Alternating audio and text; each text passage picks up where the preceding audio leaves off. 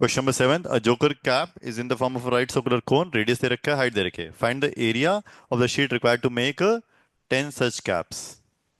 अब जो आप शीट यूज करेंगे वो इस कैप बनाने के लिए कहाँ यूज करेंगे? सीएसए और टीएसए यूज हैं। कहाँ पे? सीएसए। अब सीएसए के लिए आपको हाइट पता है, आर पता है, स्लांट हाइट चाहिए। First step, in this right angle triangle draw the figure and find out the slant height. First step, एक right angle triangle draw the slant height. पहला स्टेप क्या करेंगे? स्लांट हाइट निकालेंगे। दूसरा step क्या है, क्या निकालेंगे? CSA of one cap. Third step क्या है?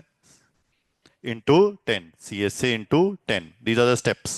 गो हेड, पहले खुद ट्राई करो, then we'll do it together. गलत करो नो प्रॉब्लम, लेकिन ट्राई करो please. First step, we need to find the slant height. L square equal to H square plus R square, 24 square plus 7, 24 का square कितना है?